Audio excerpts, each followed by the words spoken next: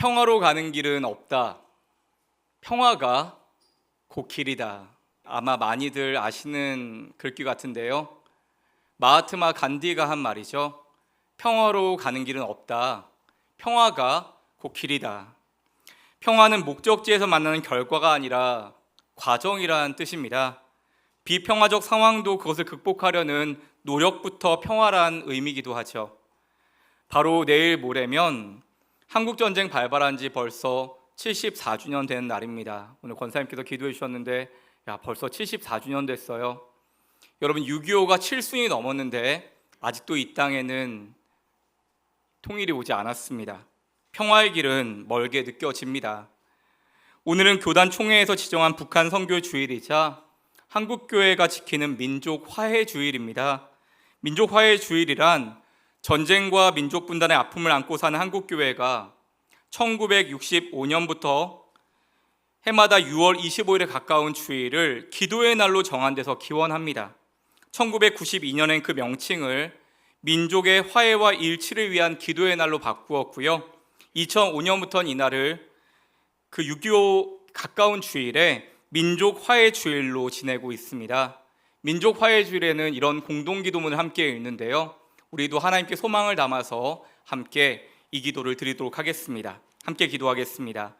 이 땅의 평화를 이루시기를 원하시는 하나님, 세계의 모든 것이 하나님께 속하였으나 우리를 하나님의 귀한 사역의 동역자로 불러주심에 감사드립니다.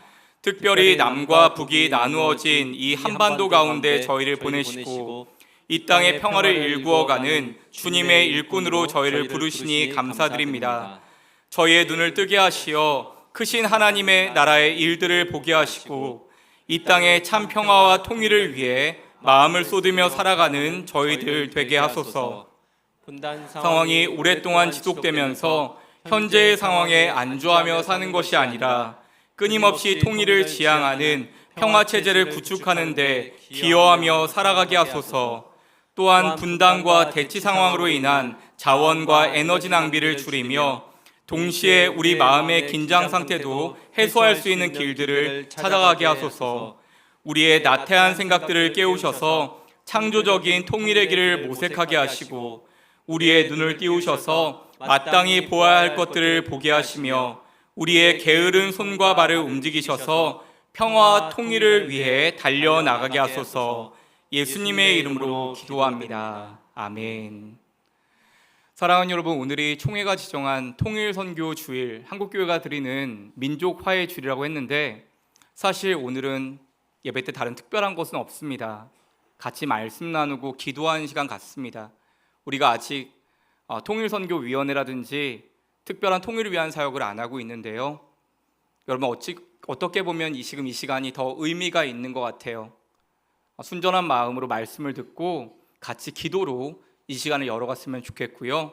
그렇게 하나님께서 허락해 주신 귀한 사역들, 귀한 통일을 위한 사역들 함께 준비해가면 좋겠습니다.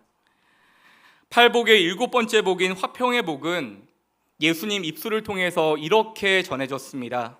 마태복음 5장 9절입니다. 함께 읽습니다.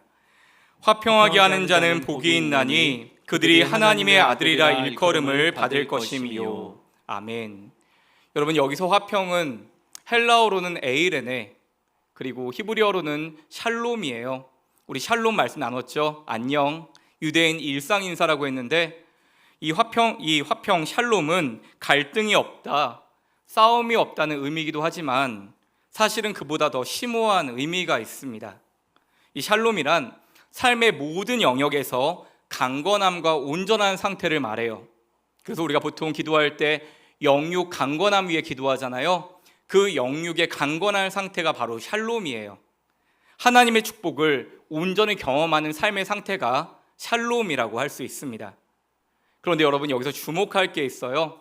우리가 샬롬을 구하는데 오늘 주님은 뭐라고 말씀하세요? 화평의 복을 받은 자가 복이 있다 하지 않으시고 화평하게 하는 자가 복이 있다 하십니다. 평화를 이루는 자가 복이 있다고 하세요. 그래서 오늘은 화평에 집중해 보려고 합니다. 인류의 역사는 형제 간의 갈등의 역사라 해도 과언이 아니에요. 창세기 전체를 보면 계속해서 형제 간의 갈등 이야기가 이어집니다. 에덴 이후에 태어난 첫사람 가인은 동생 아벨을 살해합니다. 하나님이 동생의 제사만 받으셨다고 분노해서 동생 아벨을 살인하죠. 이삭과 이스마엘은 적자와 서자 사이의 갈등 때문에 갈라서야 했고요. 야곱과 에서는 장자권을 둘러싼 경쟁으로 서로를 적대시합니다. 요셉과 형제들은 아버지 사랑을 차지하기 위해 경쟁했고 급기야 형제들이 동생을 팔아넘기는 악행을 자행하죠. 그런데 여러분, 성경에 이렇게 갈등의 이야기가 있지만 반대로 화목의 이야기도 이어지는 걸 아십니까? 이삭과 이스마엘은 아버지 장례를 함께 치르며 화해를 했고 에서와 야곱도 브니엘에서 서로 만나 부둥켜 안고 서로를 형제로 용납하게 됩니다. 요셉과 형제들 역시 긴 고난의 시간을 지나서 서로가 서로를 품고 화해하는 모습을 보이죠. 이렇게 성경은 우리에게 갈등과 화해의 이야기를 보여주는데 이것을 통해서 우리의 삶에 있는 화해와 갈등과 화해의 이야기도 보게 하는 것입니다. 바로 오늘 본문 배경의 초기 기독교가 당면한 가장 큰 문제도 바로 이 갈등의 문제였어요. 유대인과 이방인 사이에 차이와 갈등을 극복해야 하는 문제가 있었습니다. 이 문제가 사실 우리가 볼 땐 지금 대수롭지 않아 보이지만 그냥 유대인과 이방인 함께 예배드렸나 보지, 함께 했나 보지라 보지만 당시 이것은 교회가 분열되고 와해될 정도로 가장 심각한 문제였습니다. 왜냐하면 유대인이 생각할 때 자신들만 구원받은 민족이거든요. 선택받은 민족. 우리는 아브라함의 자손인데 너네는 버림받은 사람들이잖아. 이 마음이 있는 거예요. 그런데 어떻게 유대인과 이방인이 하나 될 수가 있겠습니까? 유대인은 그런 이방인을 원수처럼 생각했고 이방인들은 유대인을 짐승처럼 생각했다고 합니다. 이렇게 유대인들은 세계 어느 곳에 자리를 잡던지 그 나라에 동화되지 않고 자신들만의 문화와 종교를 지키며 살아가는데 이것 때문에 유럽의 반유대주의가 생기게 됩니다. 유대인들의 반감을 산 요인 중에 시온 의정서라고 하는 문서가 있습니다. 혹시 들어보셨어요? 시온 의정서. 이 문서에 따르면 하나님이 이방인을 만드신 이유가 지옥에 불쏘시개가 필요한데 그걸 위해서 이방인을 만들었다는 것입니다. 지옥에 연료가 필요하고 땔감이 필요해서 이방인을 만들었다는 거예요. 이 문서는 14명의 시온 유대 장로들의 의결문으로 유대인들이 전 세계의 언론과 금융시장을 장악하고 대중의 의식을 개조시켜서 세계를 지배하는 유대인 왕국을 만들자는 내용을 담고 있습니다. 여러분, 이 문서가 유럽에 쫙 퍼지게 되거든요. 이걸 보는 유럽인들 마음이 어땠을까요? 그리고 그걸 보고 유대인들을 봤을 때 어땠을까요? 진짜 화가 나지 않았을까요? 얘들 진짜 이런 꿍꿍이야? 근데 여러분, 이 문서가 사실은 위조 문서였다는 거예요. 진짜가 아니었어요. 조작된 위조 문서고 역대 최악의, 역사상 최악의 위조 문서라 불립니다. 프랑스인 모리스 졸리의 책 마키아벨리와 몽테스키웨가 저승에서 나눈 대화라는 책이 있는데 이 책의 내용을 가공해서 만든 문서입니다. 나폴레옹 3세의 비민주적인 정책과 세계 정복의 욕망을 비꼬는 내용의 소설책인데 이걸 나폴레옹 3세를 유대인으로 바꿔서 조작한 거예요. 그래서 이 문서 때문에 반유대주의가 급속도로 악화됩니다. 이렇게 전 유럽에서 유대인은 비인간적이고 돈 밝히는 속물로 다 각인이 됐어요. 대표적인 것이 여러분 셰익스피어의 그 명작 베니스의 상인 보면 거기서 악한 주인공 샤일록이 나오는데 이 샤일록이 유대인이거든요. 돈을 빌려주면서 뭐라 그래요? 돈을 못 갚을 때는 살에 1파운드를 떼갈 거다라고 합니다. 네 목숨을 뺏어갈 거야 하는 거예요. 이것이 시사하는 것은 당시 유대인에 대한 편견을 전형적으로 보여주는 예라고 할 수 있습니다. 2차 세계대전 당시에 히틀러는 이런 반유대주의에 힘입어서 600만 명이나 되는 유대인을 학살하죠. 저는 작년 2월에 성지순례를 다녀왔는데요. 그때 광성교회 설립하신 정성진 목사님 함께 가셨는데 그 예루살렘으로 저희가 진입할 때 정 목사님 마이크를 잡으시고 그러셨어요. 여러분, 이 땅은 샬롬을 부르짖으나 샬롬이 없는 땅입니다. 그러셨어요. 샬롬을 부르짖지만 샬롬이 없는 땅입니다. 평화를 부르짖지만 평화가 없는 곳이에요 라고 하더라고요. 제가 통곡의 벽에 왔는데 거기서 랍비들이 그것이 직업이더라고요. 하루 종일 기도하거든요. 근데 저희가 옆을 지나가도 눈으로 이렇게 경멸하듯이 쳐다봐요. 이러고 투명 인간들 지나간다고 생각하고 그렇게 봅니다. 그래서 하루 종일 기도하는 사람들이 사랑이 없구나 이런 생각이 듣긴 했는데, 여러분, 저희가 열흘 동안 머물렀는데 그 기간에 유대인 4명이 죽는 일이 생겼어요. 팔레스타인의 공격을 받아서. 그래서 그에 대한 보복으로 76명을 보복 공격을 했습니다. 그래서 총 80명이 죽었어요. 저희가 있는 열흘 동안에 80명이 죽었습니다. 샬롬을 부르짖지만 샬롬이 없는 땅이에요. 그런데 이것이 2000년 전 초기 교회에도 이런 갈등의 문제가 있었다는 겁니다. 바로 교회 안에 유대인 그리스도인과 이방인 그리스도인의 갈등이었어요. 함께 예배드리고 다 같이 예수님 믿는다고 하는데 마음은 나눠져 있는 거예요. 그런데 오늘 말씀 속에 이 에베소 교회에서 이들의 마음이 하나가 되는 기적 같은 일이 벌어집니다. 그것이 오늘 본문 에베소 2장 13, 14절입니다. 함께 읽습니다. 이제는 전에 멀리 있던 너희가 그리스도 예수 안에서 그리스도의 피로 가까워졌느니라. 그는 우리의 화평이신지라 둘로 하나를 만드사 원수된 것 곧 중간에 막힌 담을 자기 육체로 허시고. 여러분, 14절을 보시면 원수된 것 곧 중간에 막힌 담이 나오는데, 여기서 중간에 막힌 담이란 유대인과 이방인 사이에 있는 담을 말합니다. 예루살렘 성전에 가면 이방인의 뜰이라고 이방인들이 거기 뜰까지는 밟을 수가 있어요. 근데 앞에 벽이 하나 있습니다. 담이 하나 있어요. 1.5m짜리 담이 있는데 이방인은 여길 넘어올 수 없습니다. 성전법에 여길 넘어오면 죽게 돼요. 만약에 이방인 중에 이 담을 넘어오거나 유대인 중에 누군가 이방인이 이 담을 넘어가게끔 도와주면 재판에 붙이지 않습니다. 그 자리에서 돌로 쳐 죽이게 되어 있어요. 그게 그들의 법이었습니다. 그 정도로 마음이 나눠져 있는 거예요. 여러분, 그런데 담이 이 이방인들 때리는 담 말고 하나 더 있었다는 거 아십니까? 이 율법이란 담 말고 하나가 더 있었다는 거 아세요? 바로 이방인을 향한 유대인들의 경멸하는 태도의 담이 있었어요. 이 마음 가지고 바라봤다는 거예요. 함께 예배드리면서도 너는 지옥의 불소스 지게들이지, 그런 마음으로 함께 했다는 겁니다. 사랑하는 여러분, 이방인 산모가 고통받고 있을 때 유대인은 도와주면 안 됩니다. 율법으로 금지하고 있어요. 여러분, 산모가 생명을 갖고 있는데 도와줘야 되는 게 아닐까요? 근데 도와주면 안 됩니다. 이유가 뭘까요? 더러운 이방인을 하나 더 낳게 되기 때문에 도와주는 건 안 됩니다. 그게 그들의 마음이었어요. 그런데 어떻게 그 마음 가지고 함께 예배드린다고 하나 될 수가 있겠습니까? 그런데 예수께서 이 땅에 오셔서 이러한 담을 십자가 보혈로 허물어 주셨다는 겁니다. 오늘 우리 찬양했죠. 십자가에서 내 이름 바꾸셨네. 저주에서 축복으로.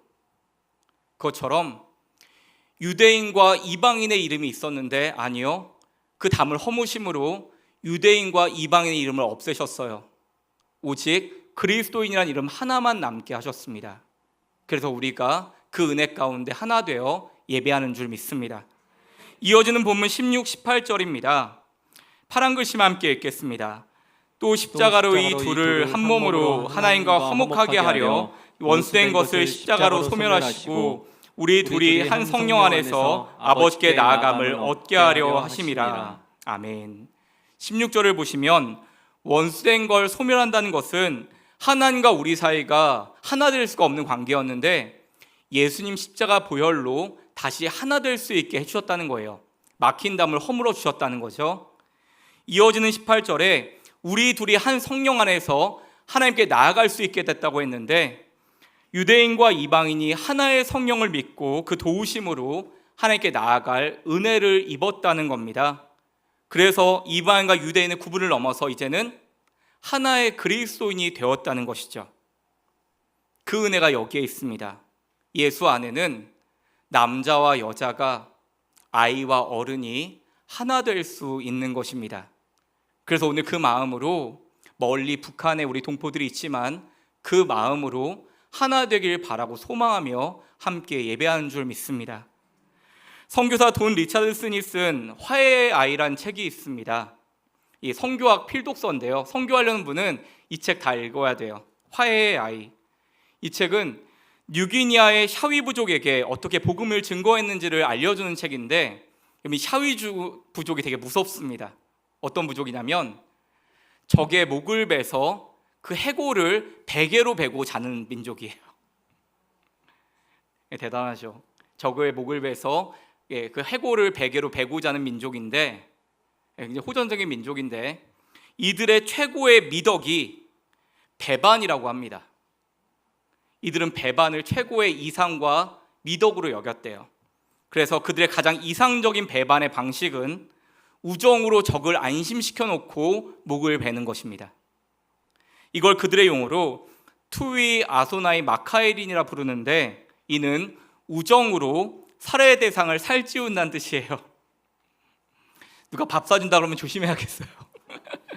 우정으로 살해 대상을 살찌운다. 거짓으로 상대방과 우정을 쌓은 후에 죽이는 걸 말합니다.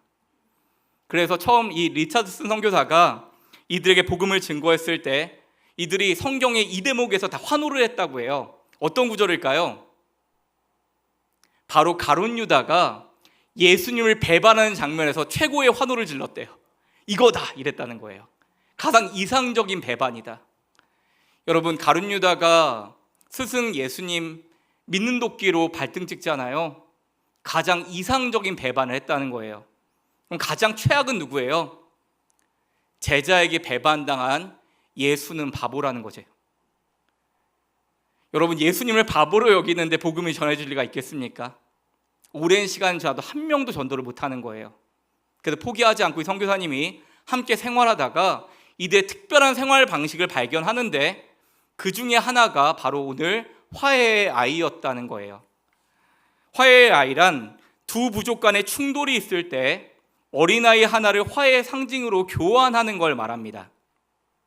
이 선교사는 뚜안족과 이 샤위족이 숙명의 라이벌이었거든요. 뚜안족과 샤위족이 강 하나를 사이에 두고 맨날 죽을 때까지 싸웠는데, 끝까지 싸웠는데, 두 민족이 이러다가 전멸하겠다 싶었는데 갑자기 화해하는 모습을 보게 됩니다.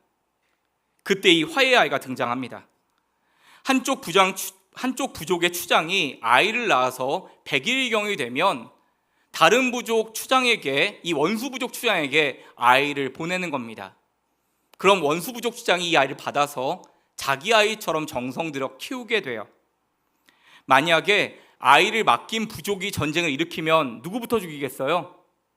이 맡긴 아이부터 죽이겠죠. 그러니까 전쟁이 안 나는 거예요. 한편 반대편 부족의 추장은 아이를 키운 정이 있어서 모든 원수들 중에서 이 아이의 말만은 신뢰한다고 합니다. 그래서 문제가 생기면 이 아이를 중재자로 세워서 모든 문제를 해결해 가는 거죠. 그래서 아이가 있는 동안에는 두 부족 가운데 평화가 있는 거예요. 그래서 이 아이를 화해의 아이라 부르는 것입니다. 아, 이거다 싶은 거예요, 선교사님이. 이 화해의 아이, 이걸 통해서 그들에게 복음을 전하기 시작하는데, 여러분, 하나님이 진노를 산 여러분인데 예수님이 화해의 아이가 돼서 하나님과 여러분 사이를 화해시켜줬어요. 그것처럼 여러분과 여러분 사이에 아픔이 있는데 그걸 화해시켜주는 분이, 화해의 아이가 예수님이에요. 이렇게 전했더니 이들이 복음을 받아들이기 시작하는 겁니다. 사랑하는 여러분, 우리 예수님은 하나님과 우리 사이에 화해의 아이, 화평의 사람 되신 줄 믿습니다. 사랑하는 여러분, 혹시 여러분 가운데 하나님과 나의 관계가 꽉 막혀 있다고 느끼시는 분 계십니까? 혹시 사람과 사람 사이에서, 가까운 가족 사이에 막힌 담 때문에 괴로워하는 분들 혹시 계십니까? 예수님은 우리의 막힌 담을 허무시는 분입니다. 모든 원수된 것, 막힌 담을 허물기 위해 이 땅에 오신 분이십니다. 주님, 하나님과 나 사이에 막힌 담을 허물어 주옵소서. 사람과 사람 사이에 막혀있는 담을 주님의 깨끗한 보혈로 허물어 주옵소서. 우리의 기도가 응답이 되기를 간절히 소망합니다. 그런데 여러분, 하나님은 우리만 이 은혜를 누리기 원하지 않으세요. 우리 개인적인 막힌 담만 허물어지길 바라지 않으세요. 우리 하나님 우리에게 선한 욕심이 있으시거든요. 그것이 이어지는 고린도후서 5장 18절입니다. 함께 읽습니다. 모든 것이 하나님께로서 났으며 그가 그리스도로 말미암아 우리를 자기와 화목하게 하시고 또 우리에게 화목하게 하는 직분을 주셨으니, 우리가 그리스도로 말미암아 하나님과 화목하게 되었을 뿐만 아니라 우리가 화평을 누리는 거 그치지 않고 우리도 예수님처럼 모든 갈등과 상함의 자리에서 화평의 사람으로 살아가라 말씀하는 것입니다. 그래서 성경에는 이 화평의 이야기가 많이 등장합니다. 여러분, 베드로가 이방인 백부장 고넬료를 찾아가거든요. 근데 이게 왜 대단하냐면요, 이전에 이렇게 다이렉트로 찾아가서 복음 전한 일이 없었어요. 예수님 혹시 여러분 이 말씀 기억하세요? 그 가나안 여인, 그 자녀가 귀신 들린 자녀 때문에 나왔을 때 예수님이 그 여인의 병을 그 딸을 고쳐주시잖아요. 그게 예수님의 이방을 향한 첫 사랑의 시작이었고요. 그 은혜가 흘러가서 베드로도 이방인 백부장 고넬료에게 복음을 전합니다. 그런데 이것이 은혜의 계기가 되어서 바울의 복음 전할 수 있는 계기가 열리게 되고 그 은혜 가운데 우리에게까지 이 복음이 전해진 것입니다. 빌레몬서에 나오는 빌레몬과 오네시모의 화해 이야기도 있어요. 여러분, 이 오네시모란 종이 나오는데 주인을 배신하고 도망가거든요. 근데 큰 손해를 입힌 것 같아요. 아마 돈을 훔치고 도망간 것 같아요, 주인 돈을. 근데 도망가서 감옥에서 누굴 만나요? 바울을 만나요. 그래서 이 오네시모가 예수님을 믿게 됩니다. 그리고 바울이 이 주인 빌레몬에게 편지를 쓰죠. 이 당시에 로마법이 도망간 노예는 잡히면 사형당하게 되어 있어요. 또 하나의 로마법이 도망간 노예를 품어주면 그 사람은 그 노예의 모든 책임을 다 보상하게 되어 있습니다. 오늘 바울이 그 편지를 쓰는 거예요. 내가 이 종 오네시모를 품었습니다. 당신도 그리스도를 믿는 사람이니 그 마음으로 품어줬으면 좋겠습니다. 모든 손해는 제가 보상하겠습니다 하는 겁니다. 근데 이 당시 있을 수 없는 일이었거든요. 종과 주인 사이의 화해라는 건. 근데 그 기막힌 일이 여기서 화해가 생기는 겁니다. 이렇게 성경은 화해와 화평의 이야기로 가득합니다. 오늘 다 나열하면 오늘 여러분 집에 못 가실 것 같아요. 그런데 여러분, 이렇게 아름다운 화평의 이야기가 우리 한국교회에서 안에도 있는 걸 아십니까? 여러분 좀 자랑스러워 하셔도 돼요. 바로 오늘 이 교회의 이야기인데요. 한국교회사를 살펴보면 이 화목의 직분을 잘 실천한 교회가 있습니다. 바로 금산교회인데요. 이 금산교회는 전라북도 김제에 있는 교회로 1908년도에 설립된 교회입니다. 이 교회는 별명으로 더 유명해요. 기역자 교회예요. 교회가 기역자가 생겼잖아요. 근데 이 교회 되게 재미있는 특징이 기역자형 건물인데 남녀가 나눠져서 예배를 드립니다. 내부를 한번 보시면 재현한 건데 기역자 형태로 있죠. 그래서 왼쪽은 남자들이, 오른쪽에는 여자들이 들어와서 거기서 예배를 드리는 거예요. 왜 이렇게 했을까요? 이 당시에 남녀가 유별했잖아요. 그래서 남녀 성도의 자리를 분리한 것으로 생각됩니다. 근데 여러분, 남녀가 유별하다고 하는 전통 습관을 해치지 않고 모두 함께 복음을 듣기 위한 결과물이었어요. 이 당시에 여자들은 예배드릴 수 없었거든요. 근데 이 금산교회는 여자 성도들이 예배드릴 수 있도록, 복음 들을 수 있도록 이렇게 배려했다는 거예요. 그래서 지금 안 보이지만 가운데 원래 여자 쪽에는 커튼이 쳐져 있어요. 그래서 소리만 들을 수 있습니다. 근데 여러분 더 훌륭한 게 뭔지 아세요? 1920년대에는 이 커튼을 걷어버립니다. 여러분 우리도 할까요? 이렇게 두 개? 하다가 걷었다 이렇게 하면 참 훌륭한 교회죠. 이 금산교회를 개척한 분은 바로 이분입니다. 이 한복 입은 분인데 조덕삼 장로님이세요. 김제 최고의 부자였는데 이분이 교회를 개척했어요. 그리고 옆에 있는 분은 이제 이자익이라고 하는 청년 머슴입니다. 이 조덕삼 주인의 집에 머슴으로 들어온 경상도 청년이었어요. 근데 이 조덕삼을 만나서 이 이자익도 예수를 믿고 세례받고 집사까지 됩니다. 그런데 이 금산교회가 처음 장로 선거를 하게 된 거예요. 초대 장로를 세우게 된 겁니다. 그래서 투표를 했는데 결과가 어떻게 됐을까요? 여러분 모두가 걱정하시는 그대로 이 머슴 이자익 집사가 장로가 되고 주인 조덕삼 집사가 떨어집니다. 이게 왜 대단하냐? 여러분 전라도 사람들이 경상도 사람 이자익을 장로로 찍어준 겁니다. 주인이 아니라 종을 장로로 선출해 준 겁니다. 이게 어떻게 가능했을까요?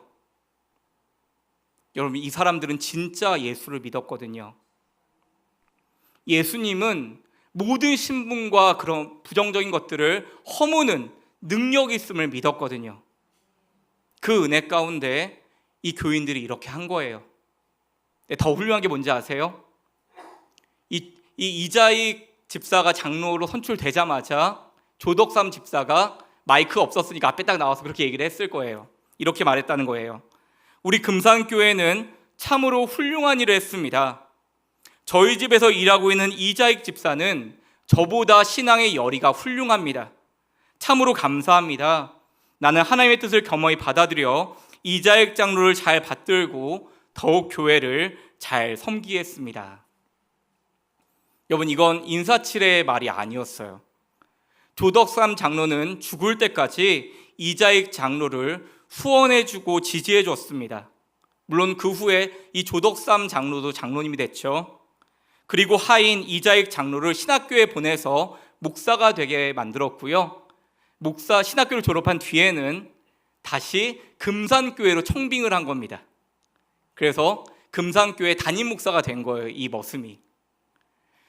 사람들이 이목도 있고 그냥 그럴 수 있겠네라고 생각할 수 있겠지만 여러분, 만약 주인 조덕삼의 마음이 진심이 아니었다면 이 종 머슴이었던 이자익 목사님이 돌아올 수 있었을까요? 여러분 정말 그 조덕삼 장로님의 마음이 진심이 아니었다면 어떻게 자기 머슴을 담임 목사로 청빙할 수가 있겠습니까? 어떻게 이런 일이 가능했을까요? 예수님 안에서 모든 벽이 허물어지는 은혜인 줄 믿습니다. 2005년도에 이 이자익 목사님의 전기가 출판됐는데 그때 기념적으로 이 조덕삼 장로님과 이자익 장로님의 손자들이 이 기념식에 참석했어요.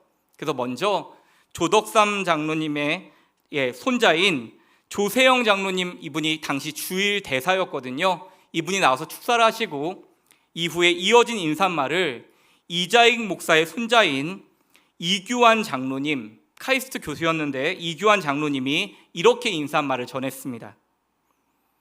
우리 할아버지께서는 주인을 참 잘 만나셨습니다.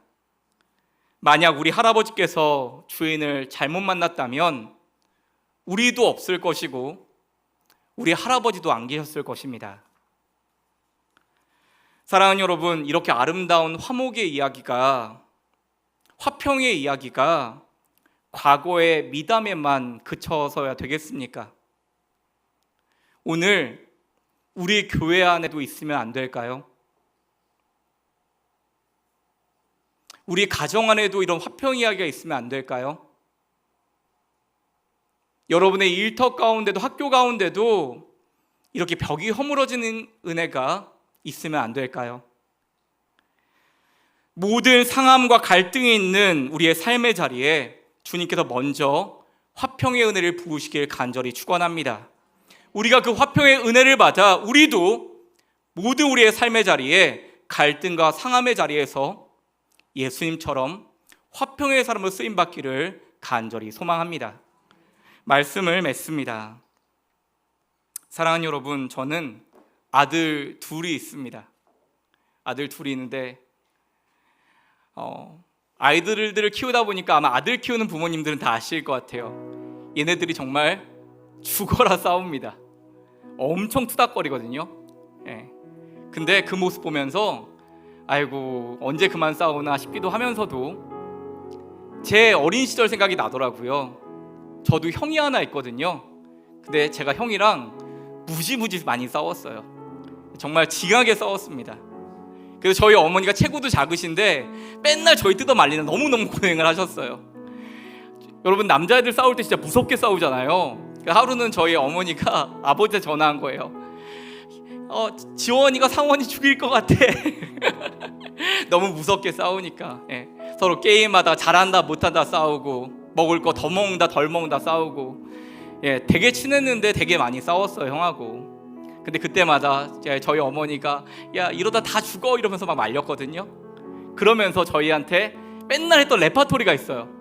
근데 저희 어머니만 레파토리가 아니라 아마 여러분도 들어봤을 것 같고 여러분도 아마 했던 레파토리일 것 같아요. 저희 어머니가 이러셨어요.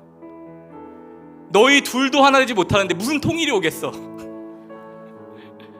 너희 둘도 하나 되질 못하는데 어떻게 남과 북이 하나가 되겠어.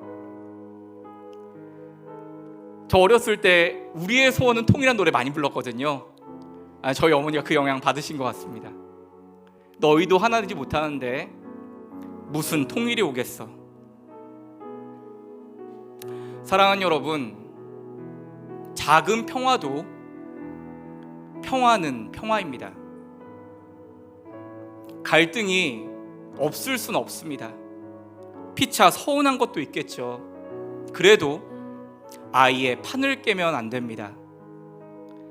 하나님은 우리를 화평으로 이끌어 주십니다. 세상을 가르는 담을 온몸으로 허무셨던 예수님의 은혜를 우리가 받았다면 더욱 평화의 꿈을 포기할 수는 없습니다. 그 길이 비록 가시밭길이라고 해도 포기할 수는 없습니다. 여러분, 사탄은 나누는 존재지만 하나님은 우리를 하나 되게 하시는 분이십니다. 저와 여러분 하나님의 자녀시잖아요. 화평하게 하는 자는 복이 있나니 그들이 하나님의 아들이라 일컬음을 받을 것이며, 우리가 평화를 선택하고 화평을 붙잡을 때 우리의 모든 삶 속에 막힌 담이 허물어지고 막혔던 샘이 터져나오는 은혜가 있을 줄 믿습니다. 이와 같은 소망으로 일상의 자리에서 화평과 화해를 추구하시기 바랍니다. 주님이 우리보다 앞서 그 길을 걸어가고 계십니다. 사랑하는 여러분, 6월은 우리 민족사에서 가장 가슴 아픈 달입니다. 이 6월을 화해의 달로 바꾸는 것이 우리 그리스도에게 주어진 소명인 줄 믿습니다. 우리의 나날이 하나님께 바치는 거룩한 예배되기를 간절히 기원합니다.